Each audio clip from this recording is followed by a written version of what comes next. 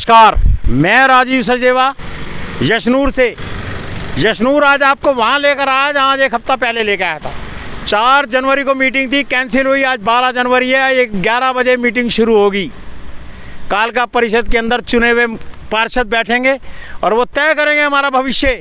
ये समय बताएगा कि वो हमारा भविष्य तय करेंगे या हमें उनका भविष्य तय करना। ये तो अलग से इशू ही हो गया। सर वो अच्छे हैं, बुरे हैं, भले हैं, जैसे भी हैं, 5 साल तो हमें झेलना पड़ेगा उनको। 4 जनवरी को ये कूड़ा जो मेरे पीछे देख रहे हो ना, ये यहाँ से मात्र 25 कदम ऊपर पड़ा हुआ था। वीडियो रिलीज़ हुई, कूड़ा यहाँ से उठाया, यहाँ फेंक दिया। ओट के अंदर ये कूड़े की हालत देखो, ये हमारा कूड़ा है। जो सरकार तो नहीं कहूँगा मैं, जो अधिकारी, क्योंकि सरकार तो पैसा दे रही है इनको, और ये अधिकारी कूड़े की जगह नहीं तय कर सक रहे। लानत है इन अधिकारियों के ऊपर, और इससे ज़्यादा मैं कुछ नहीं कहूँगा। मुख्यमंत्री साहब, मैं हर बार आपको टारगेट कहता हूँ, लोग ये कहते हैं, परंतु मैं आपको टारगेट नहीं कर सकता। आप हमारे राज्य के राजा हैं, और राजा को कौन कहेगा? राजा को तो साहब सलाह भी नहीं दी जा सकती। राजा से सिर्फ निवेदन किया जा सकता है। और मैं एक निवेदन कर रहा हूँ आपसे। आज से कुछ दिन पहले एक मुहिम चलाई गई थी कि सीएम हटाओ। जिस तरीके से आपने बड़े प्यारे तरीके से उन लोगों के मुंह बंद कर दिए जिन्होंने कहा था कि सीएम हटाओ। साहब, सीएम हटाओ नारा नहीं है, सीएम हटाने से काम नहीं चलेगा। हटाने हैं तो ये अधिकारियों को सीधा करो। जो ये अधिकारी आके हमारे पैसे का सत्यानाश करने पे लगे हैं। देखो ये हालात हैं, ऐसे काम चलेगा? बिल्कुल नहीं चलेगा। ये हालात हैं कूड़े के। आज तय हो गई साहब, बड़ी स्पष्ट बात है, बुरी लगे या अच्छी। आज मैं आपको एक बात कहने आया हूँ। कहते हैं बहुत दिन हो गए, ये अधिकारियों के दिमाग या तो काबू में नहीं आ रहे या सेंटर में नहीं आ रहे। कुछ नहीं समझ में आ रहा मुझे।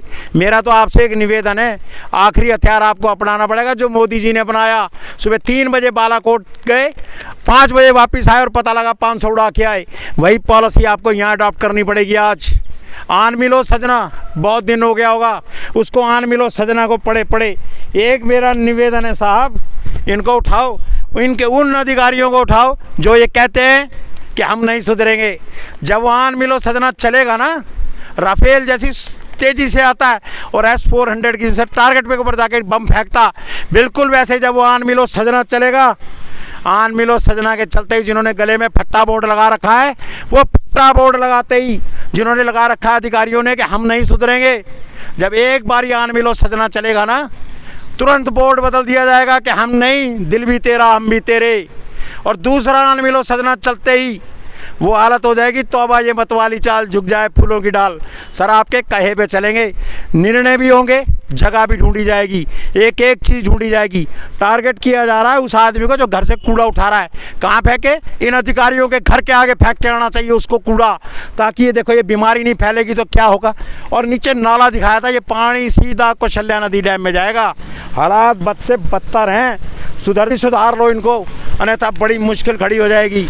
मुद्दे यही है कि आज तक ये कूड़ा नहीं ढूंढ सके 6 महीने के अंदर। ना ये स्ट्रीट लाइटें ठीक कर सक रहे, ना ये गलियां ठीक कर सक रहे, ना ये अवैध निर्माण हटा सक रहे, और ना ये अवैध सड़कों के ऊपर अवैध लोगों के कब्जे हैं वो नहीं हटा सक रहे।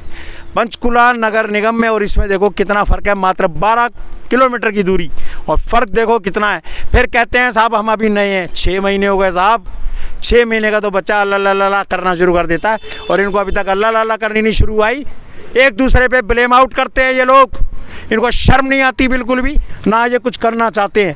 पार्किंग स्पेस इनसे नहीं ढूंढा जा रहा। पिंजौर में टॉयलेट्स की तो हालत ही ख़राब है, मैं तो कुछ कहूँगा नहीं।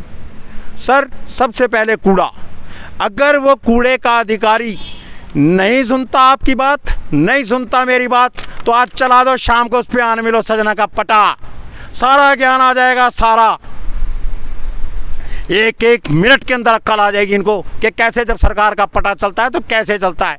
आपको हार्ड होना पड़ेगा साहब। सिर्फ 21 महीने रह गए, बड़ी मुश्किल से हम लोग यहाँ पर लेके आए। मैं बार बार कहता हूँ, ये सरकारें जो लोग गिराने के चक्कर में ना, उनको भी नसीहत आ जाएगी कि सरकारें नहीं गिरा करती। बस एक बारी, सिर्फ एक बार सीएम साहब हार्ड हो जाइए ताकि कुछ हो सके।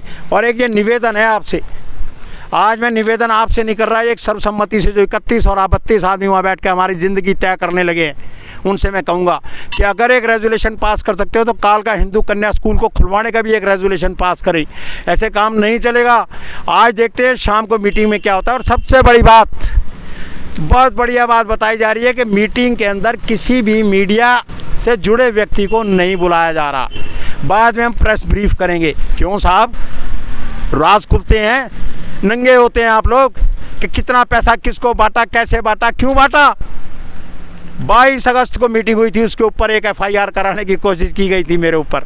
चलो खैर वो मामला पुराना हो गया। 22 अगस्त के बाद आज कितने पैसे ईओ समेट के ले गया, कितना काम कर गया, क्या कर गया, पुराने ईओ के बारे में जांच होनी चाहिए। नया ईओ साहब तो आएगा, आते ही मामले को देखेगा, स्टडी करेगा, फिर उसके बाद कार्रवाई करेगा। और मुझे तो ये समझ नहीं आ रही कि अगर आज ईओ साहब मीटिंग में नहीं है, किस अधिकारी की जवाबदेही तय होगी, ये भी पूछेंगे हम सरकार से। दोस्तों, बहुत गलत अधिकारी हैं हमारे पास, और CM साहब इन अधिकारियों पे चलाओ एक बार यार मिलो सजना, ये उसी के यार हैं, बातों से सुधरने वाले बिल्कुल नहीं। धन्यवाद दोस्तों, धन्यवाद।